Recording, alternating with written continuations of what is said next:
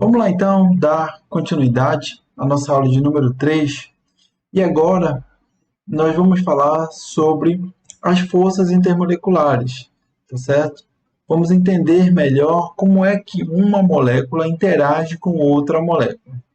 Vamos começar entendendo o que seriam as ligações não covalentes. Então, o que acontece? As moléculas elas vão interagir entre si através de forças de atração e repulsão, né? E são essas forças que vão determinar as propriedades da matéria em estado em fase líquida e em fase sólida. Isso porque no estado gasoso não existe interação entre moléculas. Então, essas ligações não covalentes nós podemos chamar de forças intermoleculares ou, de uma forma geral, também podemos chamar de forças de Van der Waals.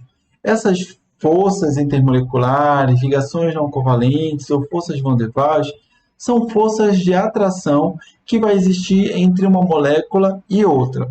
Observe, nós, principalmente quando a gente está ali no primeiro ano do ensino médio, a gente aprende o que é ligação iônica, o que é ligação covalente e o que é ligação metálica. Essas ligações elas vão ocorrer entre os átomos que estão ali dentro da molécula. Quando eu falo de forças de interação, de ligações não covalentes, eu estou falando da interação que vai existir entre moléculas, tá certo? Então, elas irão depender da estrutura e da polaridade das próprias moléculas, porque é nessa polaridade, que é uma consequência da sua estrutura, ela vai poder direcionar a que tipo de força intermolecular vai estar ocorrendo entre duas ou mais moléculas, tá? Então, de uma forma resumida, a gente tem bem aqui. Então, essas interações, elas podem ocorrer, e quando ocorrem entre moléculas, nós chamamos de intermoleculares, que é o objeto de estudo dessa aula 3. E quando ela ocorre entre átomos e grupos de átomos, dentro da molécula, e aí a gente pode ter o tipo de ligação iônica, ligação covalente ou ligação metálica, eu tenho as chamadas ligações intramoleculares. Então aqui eu faço um resumo das ligações, dos tipos de interações que podem ocorrer. Eu posso ter interações eletrostáticas, essas se assemelham muito a uma ligação iônica, porque ela ocorre entre cargas, ou seja, ela ocorre entre dois íons, ambos de carga oposta, um positivo e o outro negativo. Eu tenho as interações entre dipolos, as ligações de hidrogênio, eu tenho as forças de dispersão. Então, aqui, de uma forma geral, eu tenho os 4 tipos, as que vão interessar para nós e que são comuns de ocorrer dos compostos moleculares são esses 3 tipos. As interações entre dipolos, que seria dipolo-dipolo, a ligação de hidrogênio e a força de dispersão. Tá? A energia dessas interações, elas geralmente variam entre 1 a 10 kcal/mol, e a energia das ligações covalentes, que são as ligações que vão ocorrer entre os átomos, só para efeito de comparação, é uma energia que está entre 50 a 150.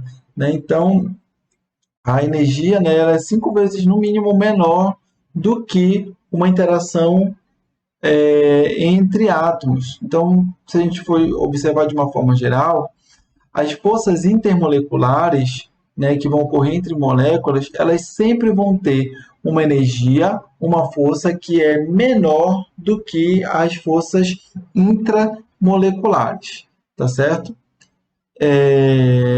Então, a partir dessas ligações não covalentes, vão ser formadas as estruturas supra- ou macromoleculares, né? Delimitam espaço, transportam moléculas e íons, transferem elétrons, catalisam reações químicas, compõem tecidos, né? Então, é através da interação entre moléculas intermoleculares que eu vou tendo uma molécula interagindo com a outra e aí formando grandes estruturas, né, que são as responsáveis por todas essas descrições que foram inseridas.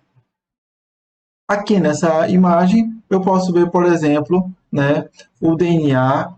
Posso destacar aqui a interação intermolecular ocorrendo entre, né, duas bases, dois nucleotídeos, né? Então, a estrutura organizacional do ADN ou DNA, né, permite o acúmulo de informação transcrita para a síntese de proteína e que também são estruturas autossociadas com a função de constituição de tecidos e catálise de reações químicas.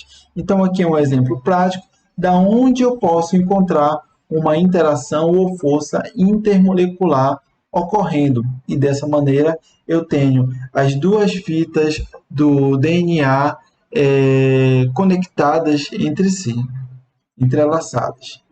Vamos ver agora detalhadamente cada uma dessas forças. Vou primeiro falar, né, da força íon-íon, que eu falei para você que é a menos comum de ocorrer dentro dos compostos orgânicos. Então, essas forças, né, desse tipo, elas mantêm os íons unidos no estado cristalino através de forças eletrostáticas de redes fortes. Lembrem que sempre que eu tenho uma interação de um cátion e de um ânion, né, sempre opostos, eu vou ter uma interação que é muito forte por conta da carga existente, tá? Então, ela mantém, né, os íons unidos no estado cristalino através de forças eletrostáticas de redes fortes que agem entre íons positivos e negativos, íon-íon, na estrutura cristalina ordenada. Então, aqui, essa rede cristalina, né, eu tenho as esferas em verde sendo o íon acetato e as esferas menores em azul sendo as esferas de sódio, né? Então, eu tenho aqui uma interação íon-íon aqui nesse composto orgânico iônico, né? A temperatura de fusão, como nós já vimos, ela é elevada, 324 graus Celsius, né? Que é a sua temperatura de fusão, e a de ebulição é ainda maior, tá certo? Então, uma grande quantidade de energia térmica é necessária para quebrar a estrutura ordenada do cristal na estrutura aberta desordenada. Então, eu preciso de uma grande quantidade de energia para quebrar todas essas interações e eu ter, né, o que seria esse acetato de sódio no estado líquido. Por conta disso, os pontos de ebulição, né, de compostos iônicos, eles são muito mais altos do que os compostos orgânicos iônicos.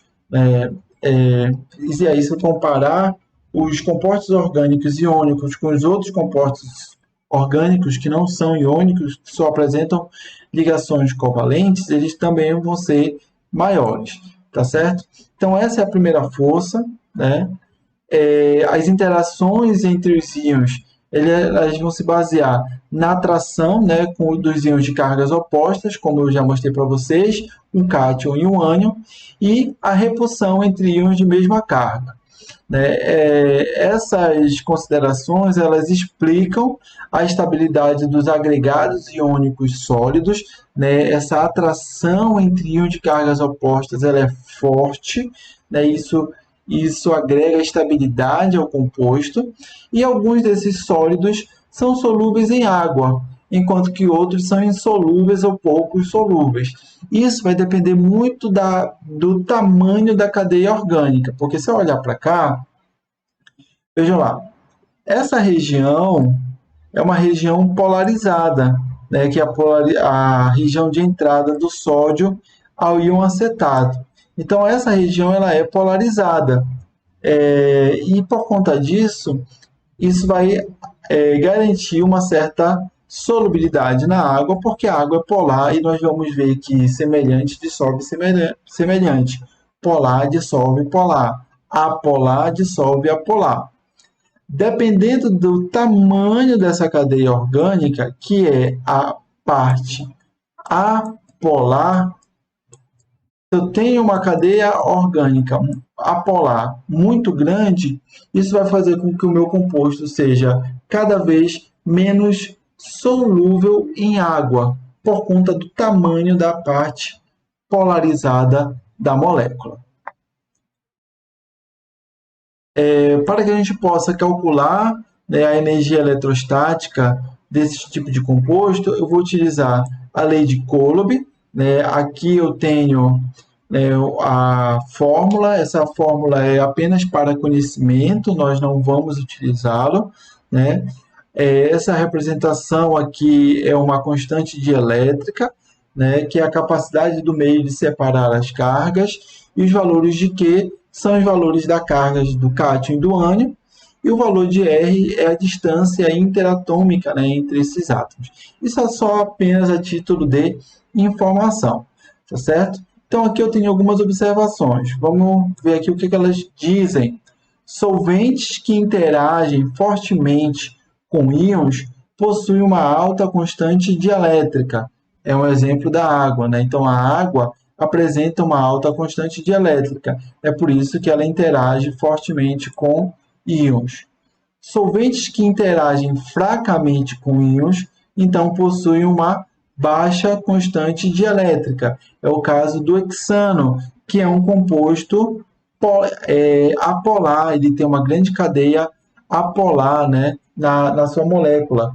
Então, isso faz com que ele tenha uma baixa constante dielétrica e, com isso, interaja fracamente com íons. Os valores de energia de atração, eles são negativos e garantem estabilização do sistema, garantem uma diminuição da energia do sistema devido à atração entre as cargas. Já a repulsão, ela geralmente garante energia positiva para a molécula, e isso gera, na realidade, desestabilização ao sistema. Então, essas informações nos ajudam a entender a consequência da carga positiva ou negativa nos compostos orgânicos iônicos, para que a gente entenda, né, primeiramente, que eles vão ser solúveis em água, né, principalmente devido à existência dessas cargas na sua molécula. Aqui eu tenho exemplos, né? Então a gente pode observar aqui, né, a carga em partes, né, dessas moléculas. Isso garante uma atração eletrostática, né? Então olha lá, aqui eu tenho mais, sempre carga positiva, olha. Então isso garante, né, essa atração eletrostática, como ocorre, por exemplo, aqui também, onde eu tenho cargas negativas. Aqui eu também tenho carga negativa, né? Se eu encontro um cátion, esse cátion vai se ligar através de uma interação íon-íon, né, com essas regiões negativas, garantindo aí uma interação forte. A mesma coisa ocorre aqui, né, com esses aminoácidos, que têm essas cargas negativas e positivas. Bom, um outro tipo de força intermolecular é a chamada força dipolo-dipolo. Muitas moléculas orgânicas apresentam um momento de dipolo permanente. Esse dipolo permanente, ele vai ser resultado de uma distribuição não uniforme dos elétrons ligantes. O que isso significa? A molécula, né, se a gente for lembrar dos mapas de potencial eletrostático que nós já estudamos, nós vimos que as moléculas elas vão ter uma distribuição desigual dos elétrons. Né? Elas podem ter, na realidade, uma distribuição desigual dos elétrons. E isso gera um dipolo, ou seja, uma região positiva e uma região negativa. Negativa, quando eu tenho um acúmulo de elétrons, e positiva, quando eu tenho deficiência de elétrons. Né? Então, quando eu olho, por exemplo, aqui para a cetona, eu tenho um dipolo que ele é permanente. O oxigênio ele é mais eletronegativo do que o carbono, e isso gera um dipolo que é permanente. com as cargas negativas acumuladas próximo ao oxigênio e cargas positivas próximas ao carbono. A mesma coisa aqui para o acetaldeído. Isso nós chamamos de dipolo permanente. Então, no estado líquido ou sólido, as atrações de polo fazem com que as moléculas se orientem de tal forma que a extremidade positiva de uma molécula seja direcionada no sentido de uma extremidade negativa de outra. Como ocorre a formação desse dipolo, eu tenho uma região positiva que vai ser direcionada à região negativa de outra molécula. E, através disso, eu vou tendo, aí uma interação entre moléculas em cadeia. É o que a gente pode mostrar bem aqui, nesse exemplo. As moléculas elas podem se alinhar de acordo com as atrações de suas regiões parcialmente positivas e suas regiões parcialmente negativas, gerando então aí a interação de polo. Então aqui eu tenho a região negativa de uma molécula. Vejam que a outra molécula, que é igual à primeira, ela acaba direcionando a sua região positiva para a região negativa. E aí eu vou tendo um alinhamento, uma vai se ligando à outra, sempre obedecendo essa interação.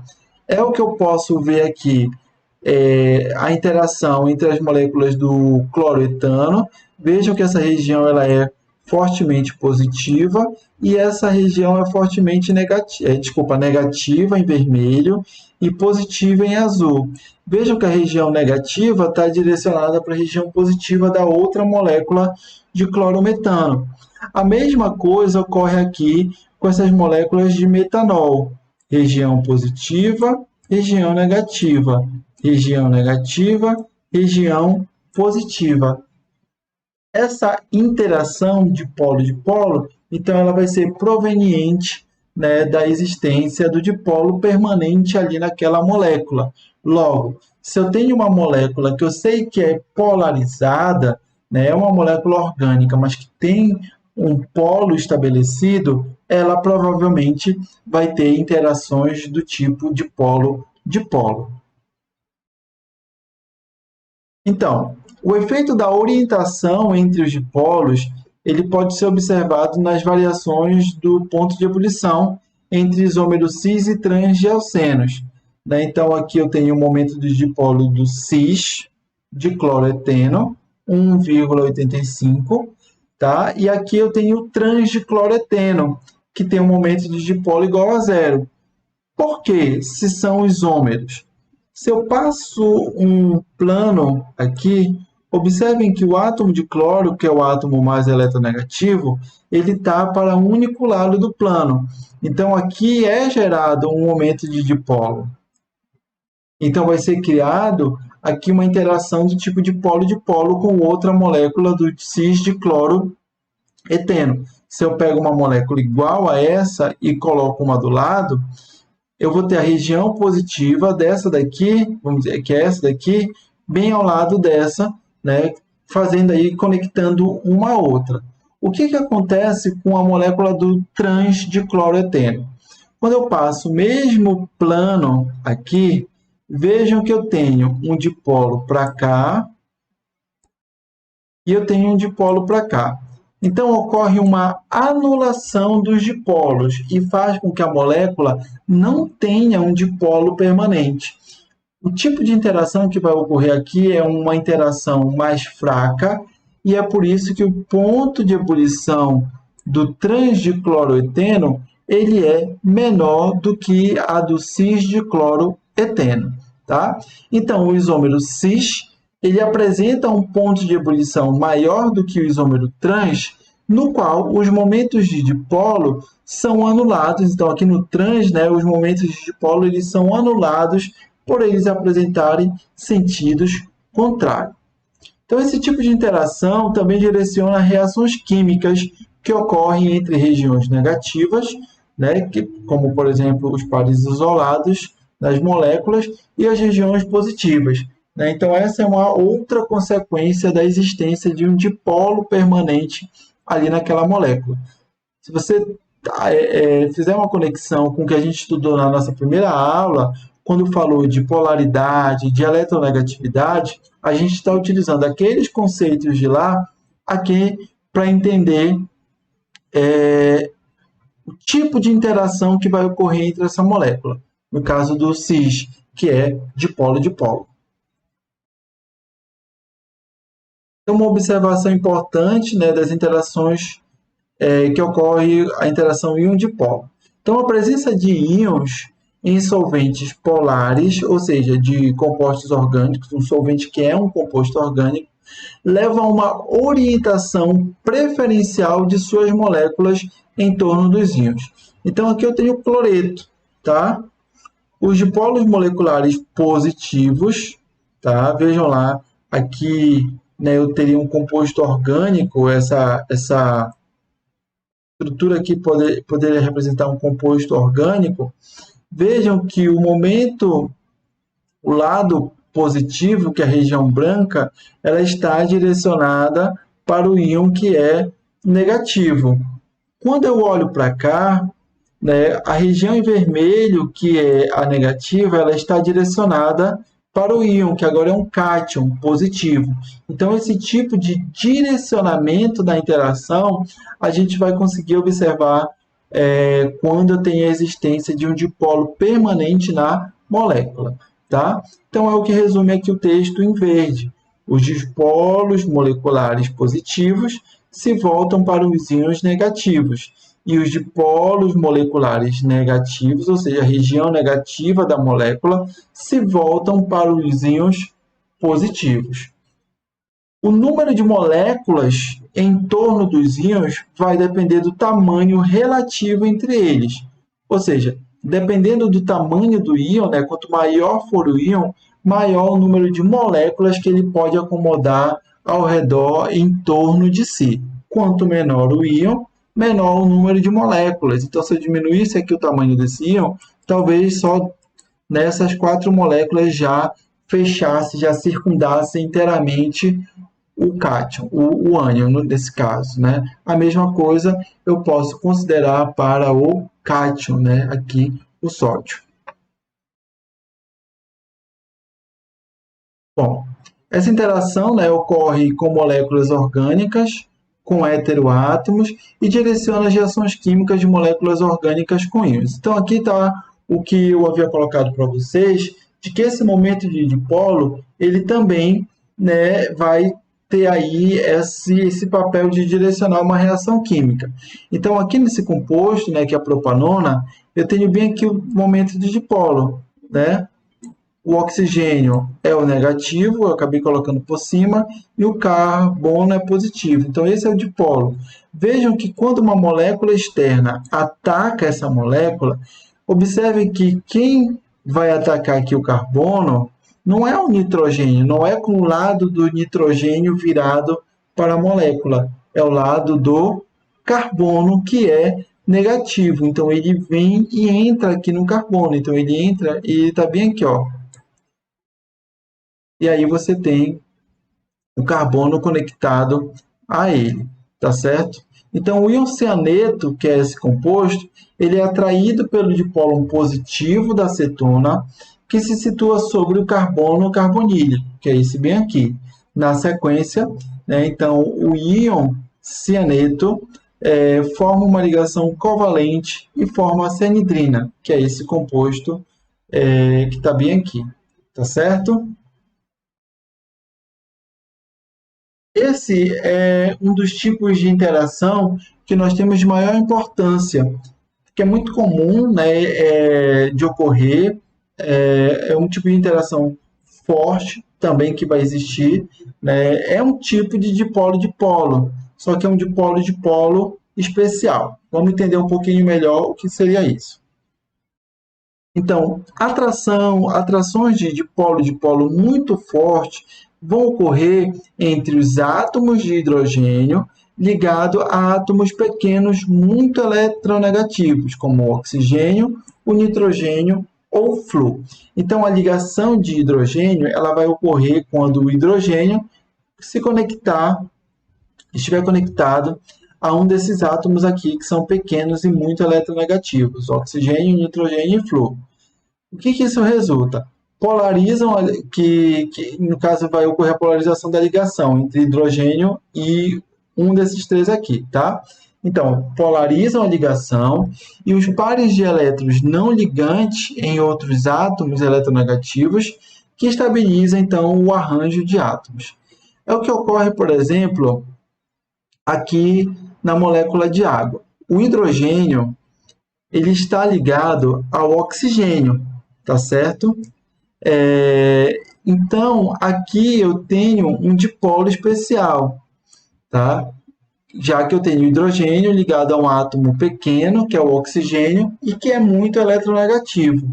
Então, se eu tenho essa configuração na molécula de água, quando outra molécula de água se aproximar, esse oxigênio vai se conectar ao hidrogênio. E bem aqui eu vou ter a chamada ligação ou ponte de hidrogênio, que é um tipo de interação de polo mais forte. E por conta disso nós chamamos de ligação ou ponte de hidrogênio.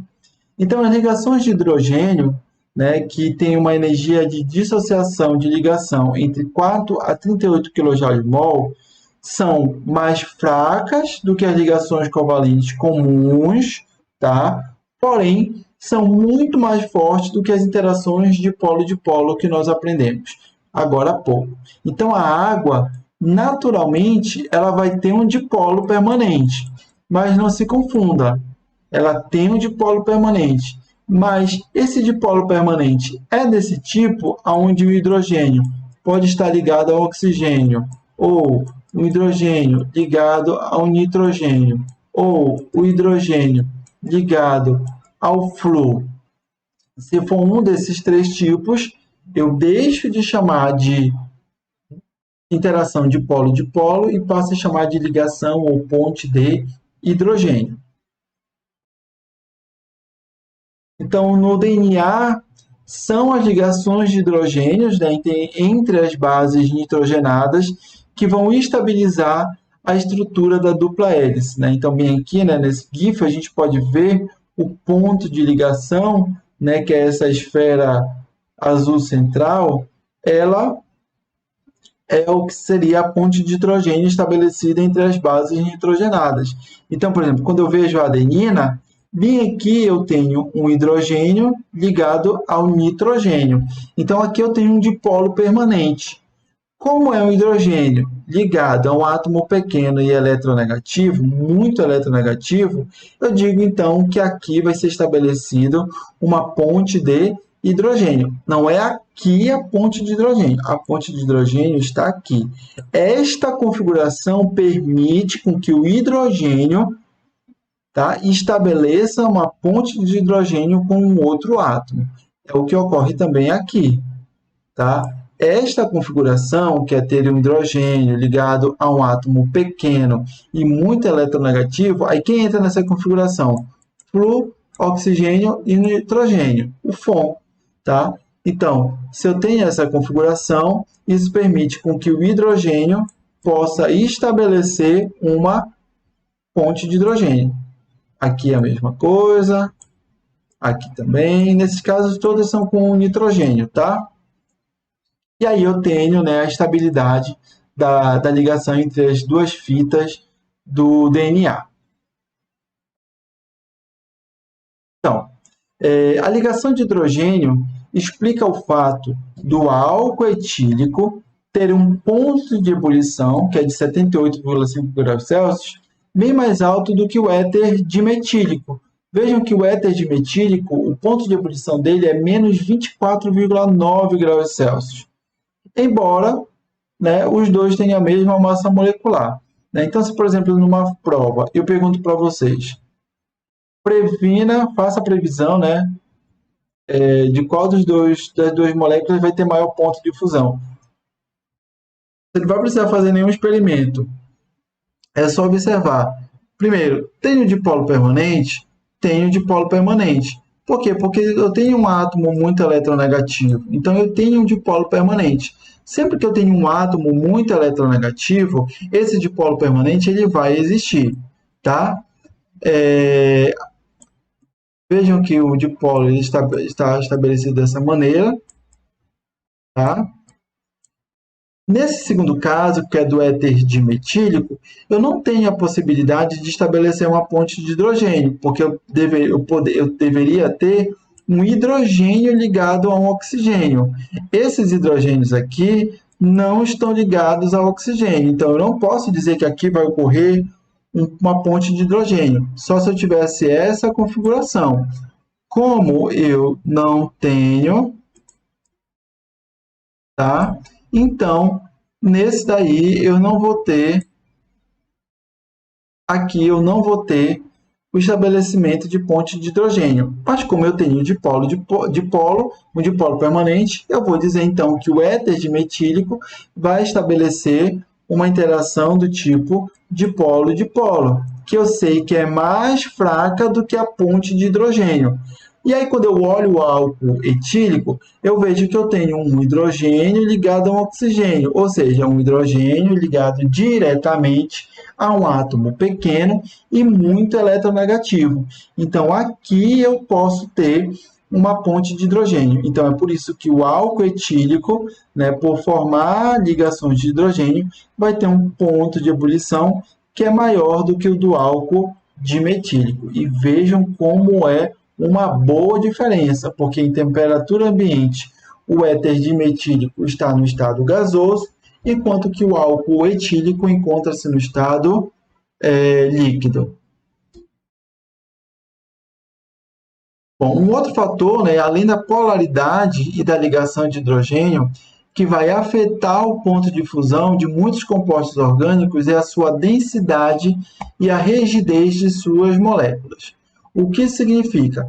Moléculas simétricas geralmente possuem pontos de fusão anomalamente elevados. Então, observem aqui esses quatro compostos orgânicos. Eles todos apresentam a mesma massa molecular. Qual é a diferença entre eles? A simetria. Enquanto que aqui, no álcool tercibutírico, eu tenho uma simetria da molécula, tá? É uma molécula toda ramificada, tá? Vejam lá. Então, aqui eu tenho um ponto de fusão elevado. Mas quando eu vou para essas outras moléculas aqui, né, eu tenho aqui o álcool butírico, né? Também tem 4 átomos de carbono e uma hidroxila. O álcool isobutírico e o álcool sec-butírico. Né? Eu passo de uma cadeia, né, normal, linear, para uma cadeia ramificada. Né? Então, esses valores eles se tornam menores, tá certo? Enquanto que o álcool butírico, né, que é uma cadeia linear, ele vai apresentar aí um ponto de fusão que é um pouquinho maior do que os demais.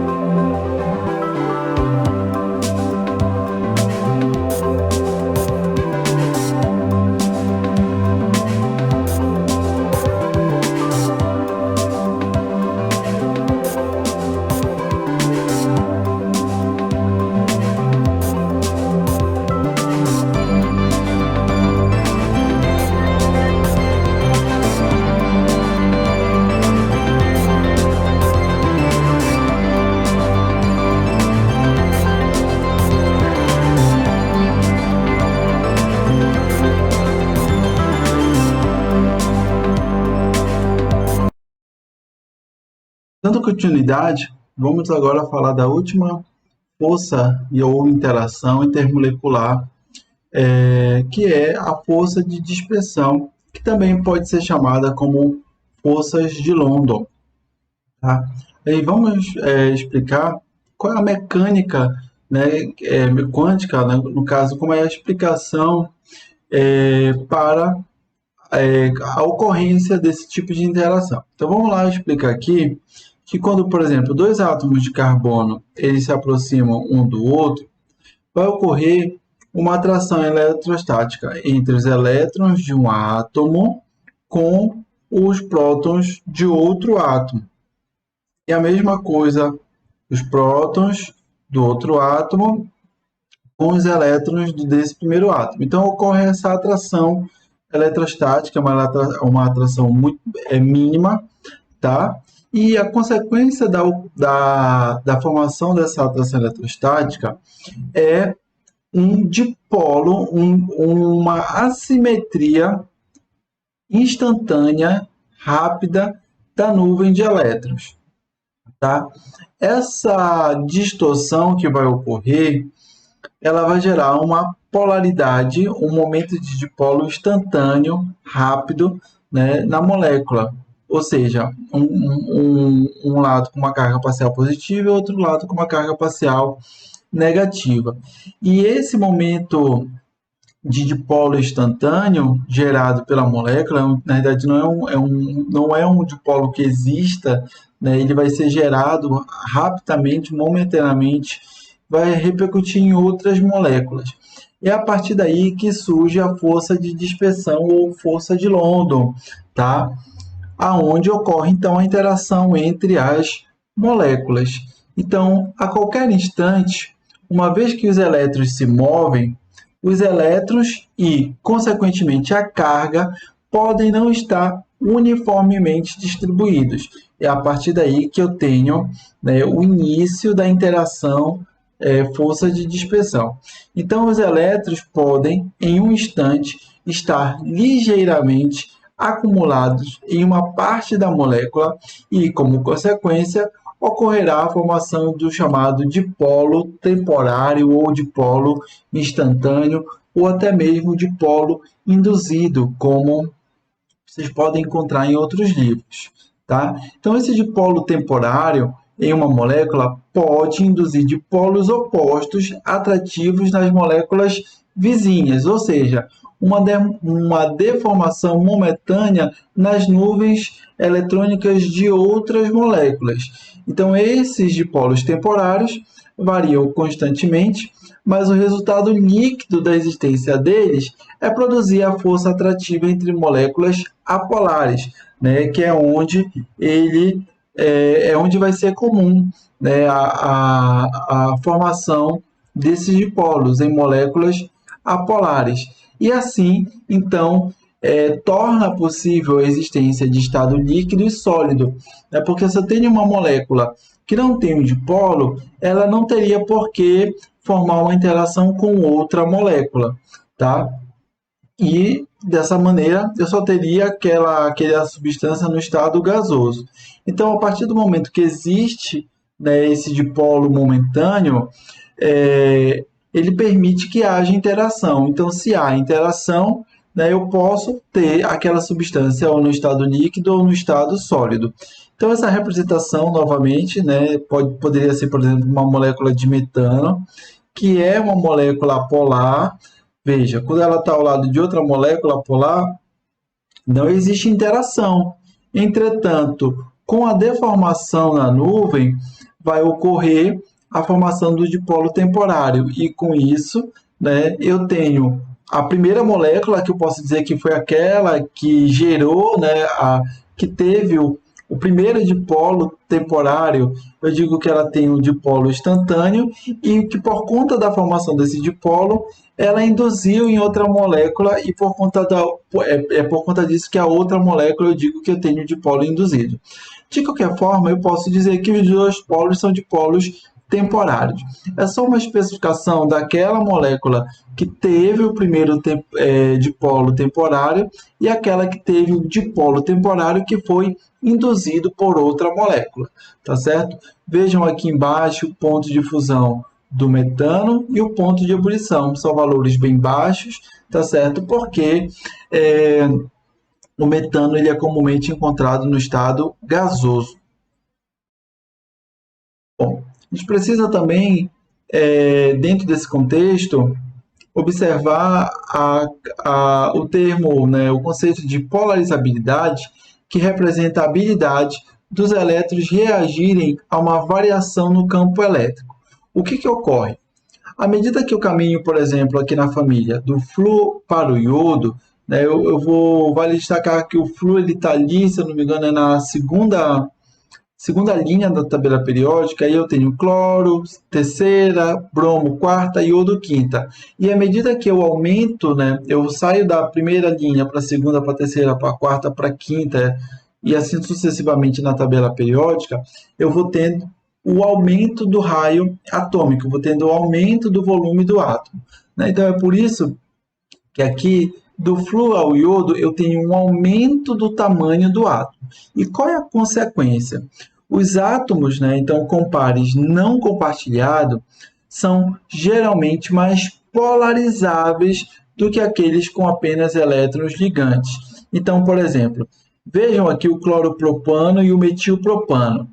Se eu pego a cadeia principal das duas moléculas, eu tenho a mesma configuração. Só que o radical aqui é o cloro e aqui é o metano. O cloro, por ele ter essa possibilidade de polarizabilidade da sua nuvem de elétrons, né, eu vou ter aí, então, a possibilidade de aqui ter uma formação de um dipolo. É por isso que aqui a sua temperatura de ebulição é maior do que quando eu olho o metilpropano, onde eu não tenho um átomo polarizável. Então, por conta disso, né, eu tenho uma temperatura de ebulição maior e aqui uma temperatura de ebulição menor. A ocorrência, né, desses átomos é fundamental porque vai gerar então consequências sobre as propriedades de um outro átomo. E eu ter uma ligação mais forte, uma interação interatômica mais forte, isso garante maior agregação, né, e está a possibilidade de temperaturas de fusão e ebulição maiores. Moléculas mais pesadas necessitam de energia térmica mais alta para que adquiram velocidades suficientemente grandes para escapar da fase líquida. E sobre isso a gente já conversou aqui, né, que moléculas que têm uma massa molecular maior, ou seja, mais pesadas, vão necessitar de mais energia para vencer aí a barreira da interação intermolecular. Uma vez que as áreas superficiais das moléculas mais pesadas podem ser muito maiores, as atrações intermoleculares, tá, de dispersão podem também ser muito maiores. Então, o que ocorre aqui? O etano, né, ele é uma molécula linear. Eu tenho aqui o metano, né, uma molécula de um átomo, e observem que o ponto de ebulição do etano é menor, menos 88. Né? Mas quando eu tenho o decano, que tem 10 átomos de carbono, vejam que o ponto de ebulição é maior. Isso está relacionado à superfície de contato.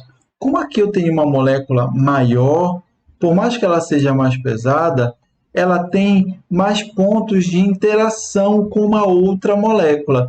Isso faz com que, né, ela tenha mais forças, a probabilidade de estabelecer mais pontos de atração intermolecular.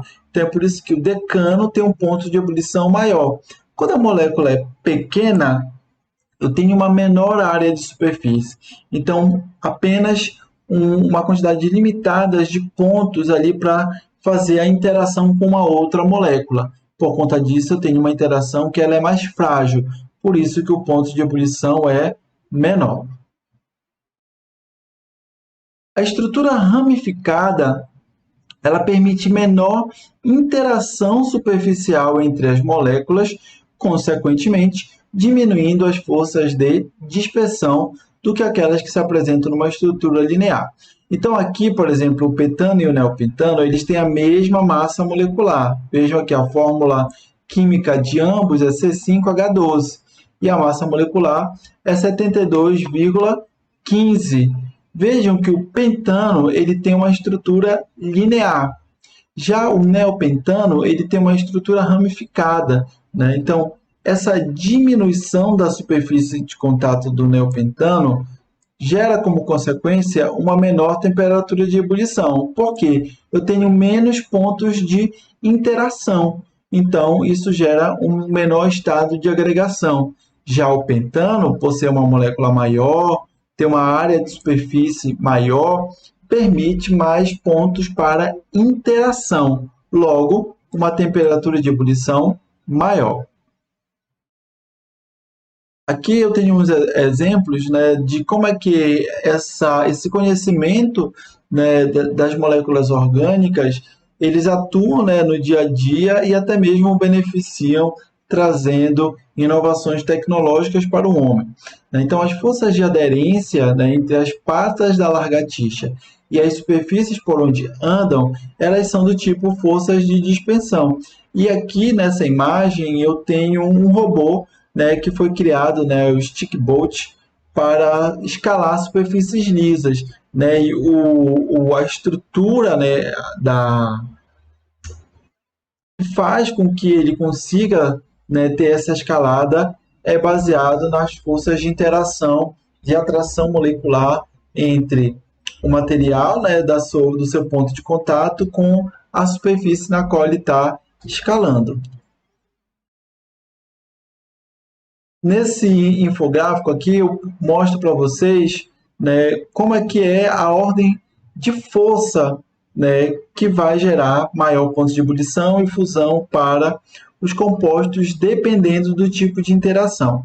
Então vejam que aqui no finalzinho eu tenho a força de dispersão, que é o tipo de interação mais fraca que existe, e isso vai gerar pontos de ebulição e fusão menores, e aí eu sigo, né, com forças de polo, ligação de hidrogênio e a força íon-íon, que é aquela que tem a maior força de interação, resultando em maiores pontos de ebulição e de fusão. Nesse momento, a gente chega, né, à definição de solubilidade.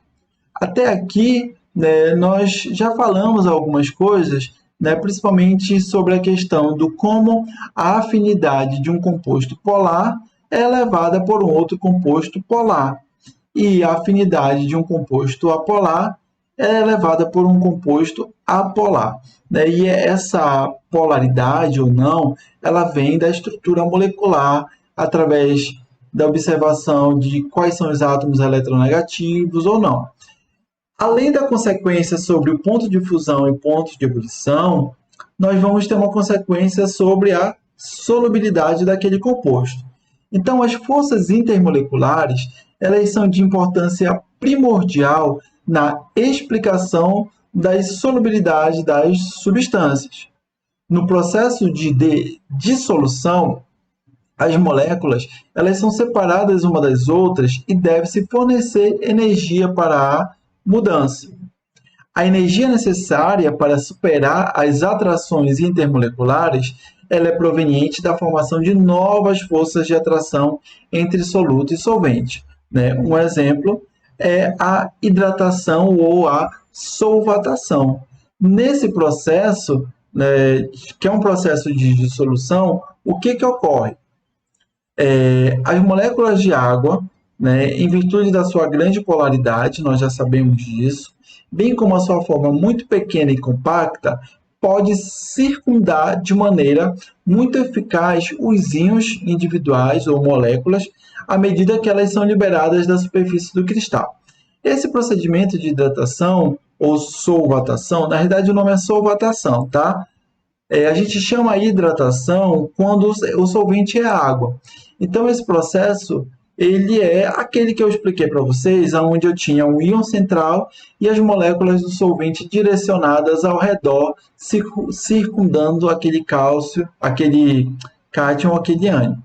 Se você quiser relembrar, você pode voltar um pouquinho o nosso vídeo e encontrar, né, que eu falo sobre isso com vocês, tá certo? Sobre esse direcionamento do dipolo do solvente na hora de circundar um cátion ou um ânion. Então, a solvatação nada mais é do que isso.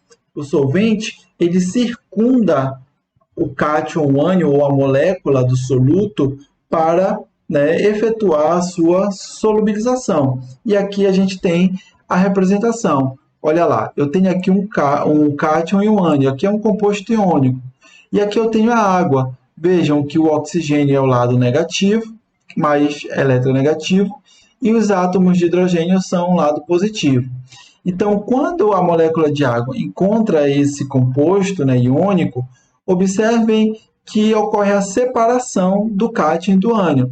Então, aqui eu tenho o ânion com o lado positivo da água virado, né, para o ânion, que é negativo, e aqui eu tenho o cátion, que é positivo, e o lado negativo do solvente virado para esse íon. Né? Então, esse daqui é o processo de solvatação, é o processo de solubilização de um composto. Tá bem? Então, olha só. Uma vez que a água é altamente polar, tá aqui a água, tá? Vejam aí a polaridade, né? Com o dipolo todo concentrado, a parte negativa aqui no oxigênio. E porque a água é capaz de formar ligações de hidrogênio forte, vejam lá, hidrogênio ligado a um átomo pequeno e eletronegativo, no caso, oxigênio, nitrogênio ou flúor. Aqui é o oxigênio, então a água é capaz de formar uma ligação de hidrogênio, tá? As forças íon dipolo de atração são também grandes. A energia fornecida pela formação dessas forças é grande o suficiente para vencer tanto a energia de rede quanto as atrações interiônicas do cristal. Ou seja, o estabelecimento dessas interações aqui, né, é tão favorável energeticamente que é a formação dessa ligação, dessa interação, desculpa, é a formação dessa interação que fornece a energia para a quebra dessa ligação. Bom, então, uma regra bem prática para que a gente possa compreender a solubilidade é a seguinte: semelhante dissolve semelhante. O que significa isso? Uma substância polar dissolve uma substância polar. Uma substância apolar dissolve uma substância apolar. E aqui eu coloquei alguns pontos, né, para que a gente possa entender, exemplificando essa regra, que é muito simples. Olha lá, os compostos polares iônicos tendem a se dissolver em solventes polares. Se o composto é polar, tem polo, ou se ele é iônico, que naturalmente tem polo, eles vão se dissolver em solventes que também têm polo. Os líquidos polares geralmente são miscíveis entre si, ou seja, líquidos que têm polaridade, de substâncias que têm polaridade, conseguem ser misturados uns aos outros, ou seja, eles são solúveis uns nos outros. Os solventes, os sólidos apolares, são geralmente solúveis em solventes apolares. Por exemplo, uma gordura sólida, ela é solubilizada em um solvente apolar. A gordura é um sólido apolar, tá? E aqui eu poderia pegar um composto orgânico apolar para dissolver aquela gordura. Sólidos apolares são insolúveis em solventes polares. Observem a diferença. A regra é semelhante dissolve semelhante. Então, se o sólido é apolar e o solvente é polar, não vai haver solubilização. Líquidos apolares são normalmente mutuamente miscíveis, ou seja, eles vão ser misturados entre si, né? E aqui, líquidos... Aqui, pessoal, eu coloquei água, mas ele está errado, tá? A água não é apolar, a água é polar, que eu poderia substituir, por exemplo, pela cetona, que é polar. Cetona e água. Líquidos apolares e líquidos polares não se misturam. É o exemplo da água e do óleo. Então, esses pontos é só para que a gente possa esmiuçar essa regra tão simples sobre solubilidade, que é a questão da polarização. Aqui eu tenho um exemplo, tá? Que é o metanol e a água. Tá? O metanol, que é uma substância polar,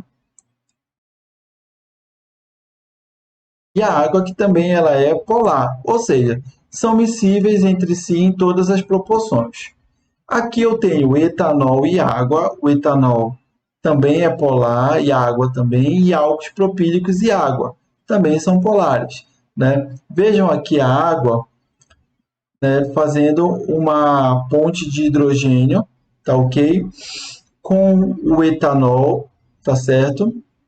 Aqui está o oxigênio do etanol, né? E observem aqui a formação da ponte de hidrogênio, aqui de uma outra ponte de hidrogênio, né? Promovendo aí uma interação entre eles.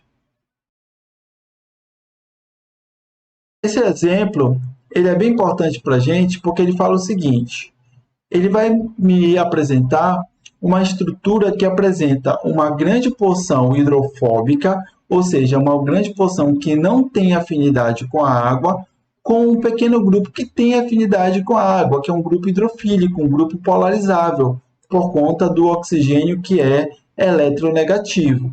Então, entretanto, se a cadeia carbônica de um álcool é longa, descobrimos que o álcool é muito menos solúvel em água. Conforme a parte hidrofóbica ela supera a parte hidrofílica, a propriedade de ser insolúvel à água, ela se sobrepõe a ser solúvel. É lógico que se o meu álcool ele tem uma parte hidrofóbica pequena, por exemplo, ele é só CH3OH, pequeno, metanol. Então, eu tenho um álcool solúvel em água. Né? A parte hidrofílica, né, ela é equivalente à parte hidrofóbica. Então, eu tenho uma solubilidade em água tranquila. Aqui, né, que é o álcool decílico, ele é um álcool que tem uma cadeia de 10 átomos de carbonos, né, e ele é apenas ligeiramente solúvel em água, tá? Porém, é bastante solúvel em solventes menos polares. Ou seja, porque ele tem uma grande porção hidrofóbica, então ele vai ter muito mais afinidade por solventes que não têm polaridade. Tá? E aqui eu coloco em verde, né, que a cadeia longa do álcool decílico é dita hidrofóbica, hidro de água, e fóbica de aversão, temeridade, ela evita a água. E o grupo hidroxila, né, é uma parte pequena da molécula e é o grupo hidrofílico.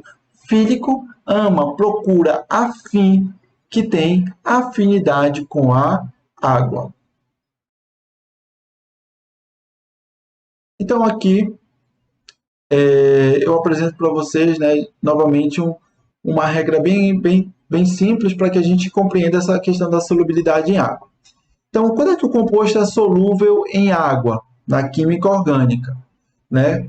Quando o mínimo de 3 gramas do composto orgânico dissolve em 100 ml de água. Tá? Então, isso daqui é vamos dizer assim, como se fosse não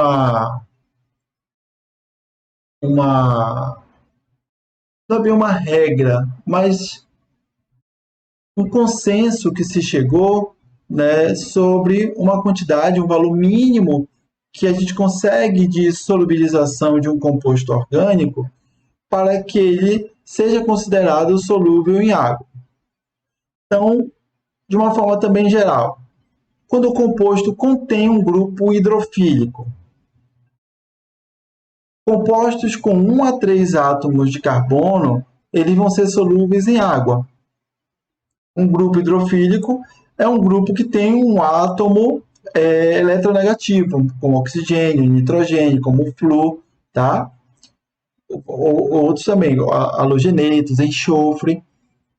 Quando a parte hidrofóbica, né, ela tem de 4 a 5 átomos de carbono, eu tenho uma solubilidade, mas é uma solubilidade que já apresenta uma certa dificuldade. Porém, quando a parte hidrofóbica ela apresenta mais de 6 átomos de carbono, eu já posso considerar ele como um composto insolúvel, ok? Quando um composto contém mais do que um grupo hidrofílico, essas regras não vão ser aplicadas. A gente só vai aplicar essa regra quando eu tiver apenas um grupo hidrofílico. É uma regra simples só para que a gente possa agregar aí no momento de fazer uma predição sobre solubilidade.